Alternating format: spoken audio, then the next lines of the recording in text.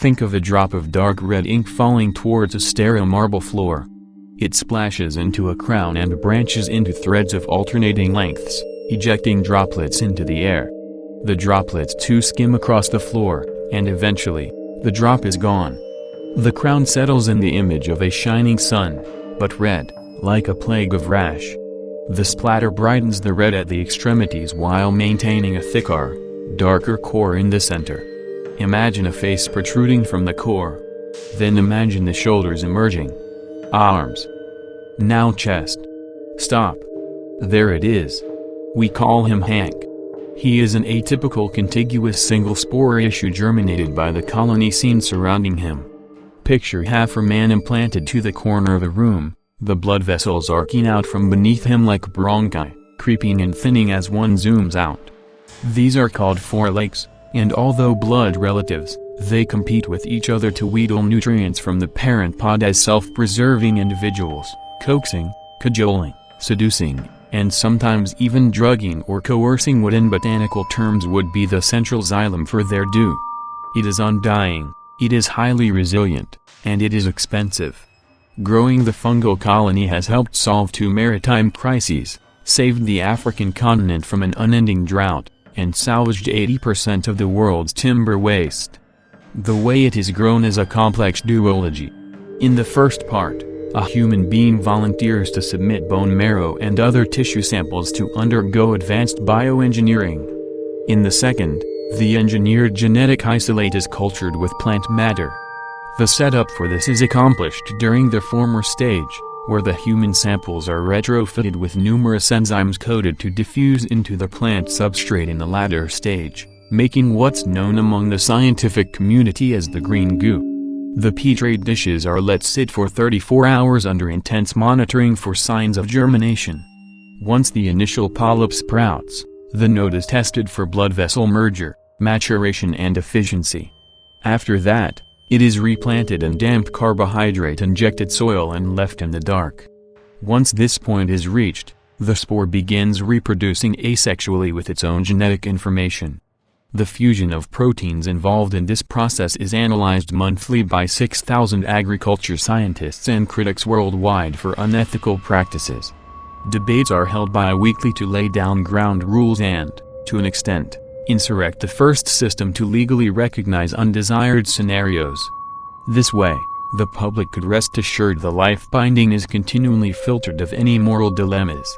In one such debate, the vanishingly low probability event of a dominant human allele was suggested.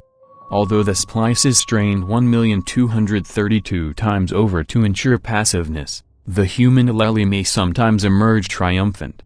Under the human influence, when 2 compatible heterokaryotic forelegs of the newly germinating pod compete, they may consider collective success a more viable option instead, thereby disengaging from the deathmatch and joining to form a larger dikaryotic foreleg. Once an unsympathetic organism concerned solely with the net survival status, its canny is dulled by an attitude of interdependence. Our social instinct causes this to weaken the symbiosis, and the resulting growth metastasizes, transcending a rather human psychology to a part of the whole colony. This part, if left unchecked, may form a fruiting body. That is Hank. Hank is sentient. The odds of these conditions aligning dwindle infinitesimally, shaking off 1 billion or so at each step. The extreme unlikelihood of the scenario caused it to be deemed theoretical, and was dismissed with a to-be-revised prescription. It has taken Hank 2 years to grow into this office room. An initially captivated staff had to be cleared out by management after receiving a critical number of immutable reports of being deeply unsettled by the sight of a melting man. He started out in the unlit agroforestry vault just by the breezeway. Thirst is said to have been the motivator for the migration. The mechanics of a breadcrumb trail scenario charged the culprit. The water cooler on this floor sits a short walk away from the office area, just before the greenhouse. Employees are known to stagger along this route to and fro in pursuit and consumption of water, and the janitorial department revealed that the area was therefore subject to the most cleaning. In the same pursuit, Hank became the permanent and only occupant of office number 238. The blood vessels, Hank's pod, are the crop yield of this splice. They boast remedial properties when processed into a serum and injected into the bloodstream due to their ability to distill a targeted molecule. By the same virtue, they can be utilized to retrieve the most nectar out of a flower. For modest example, some unorthodox methods such as using the product as seasoning in food have been reported to give enhanced results but remain scientifically unverified. These are pros. They are the benefits the project was intended to produce. They are clear and loud.